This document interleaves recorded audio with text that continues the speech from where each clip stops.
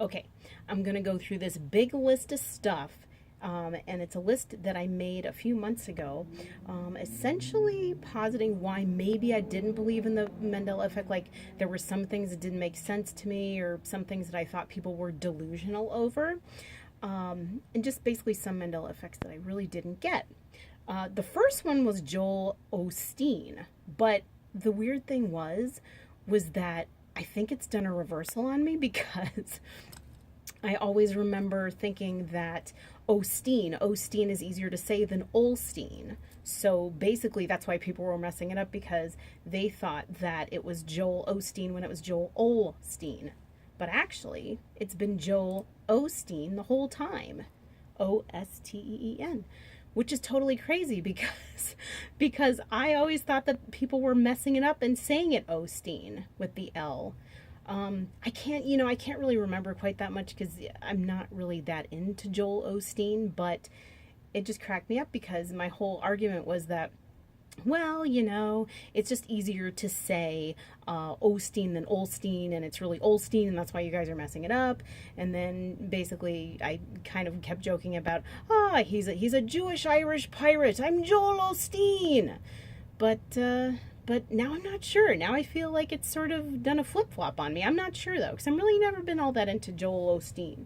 But in any case, so now I've just basically debunked my own theory about it, which is kind of fascinating, actually.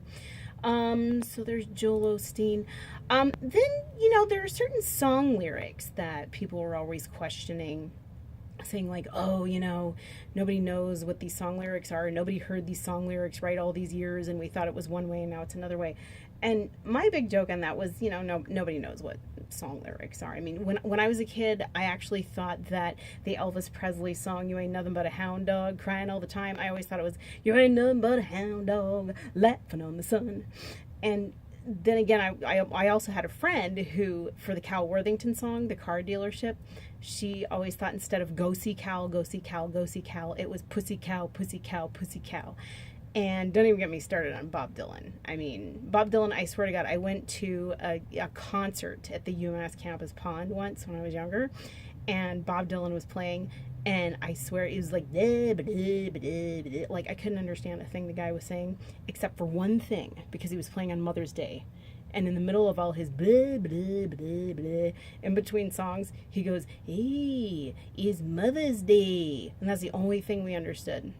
So song lyrics are a little sketchy. I mean, if some people try and tell you that a song lyric has been one way for a certain amount of time, then that could be very, very subjective.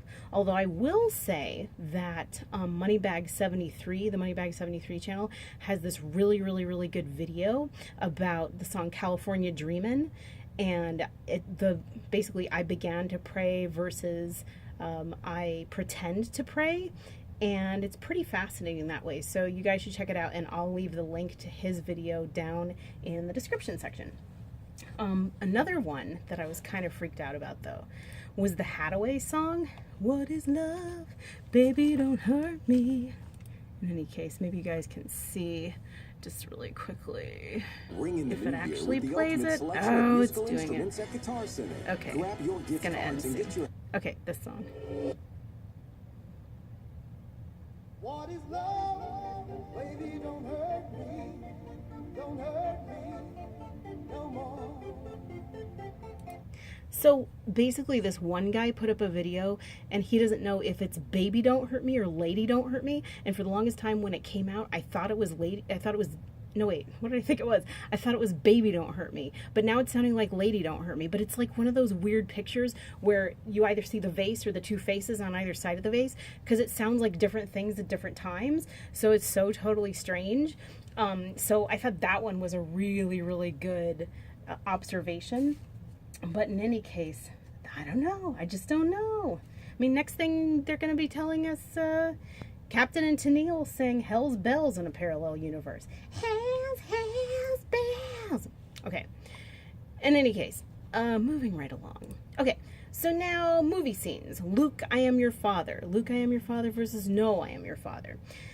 This is actually one I have the most difficulty with, and I'll tell you why. Because obviously in the movie it is "No, I am your father," And if you have a parody of it, or if somebody wants to contextualize it when they're talking about it and the movie's not going on, they will say, Luke, I am your father. That's how it would work. And I know people have made a big hubbub about James Earl Jones talking about the line, quoting it, Luke, I am your father. But, you know, you have to figure, because even Jerry Seinfeld has said that fans will approach him and talk to him about scenes he did years ago, and he's like, I'm not thinking about that anymore. I don't remember it.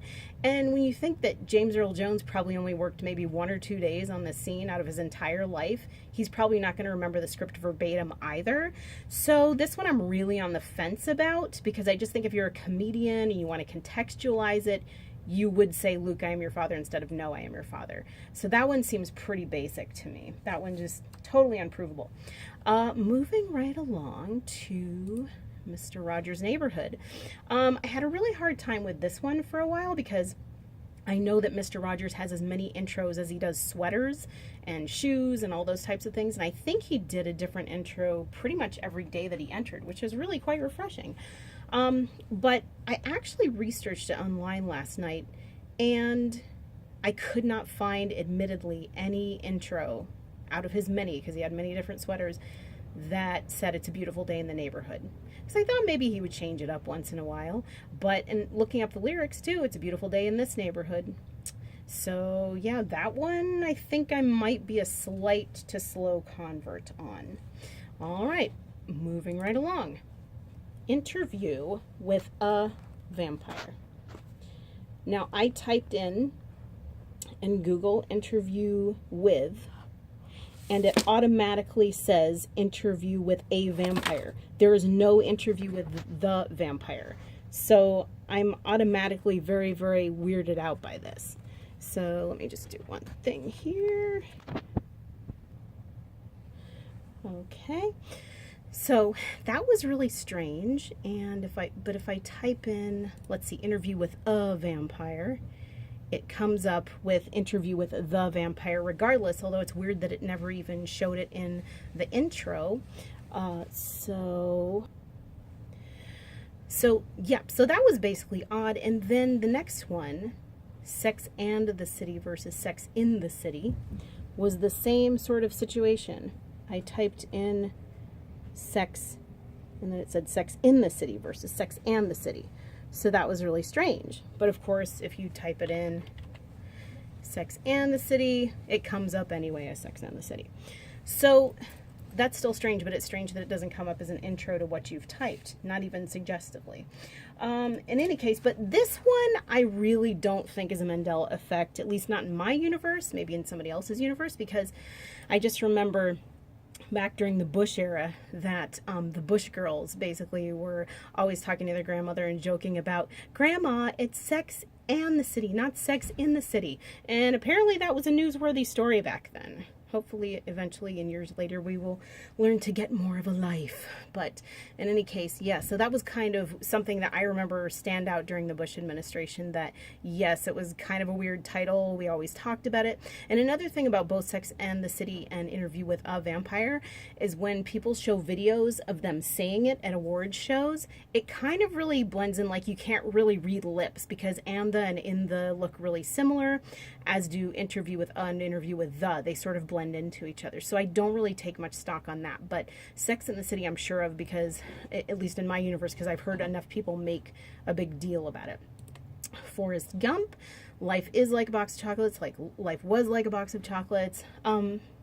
This one, I mean, it's just 1/10 shift of a word. I could just see this being the same case with Luke, I am your father versus no, I am your father, only because if you're contextualizing it and you're putting it in the proper tense, then you will say that. I am surprised, though, of course, because it's always how it's parodied. But another thing about it is that...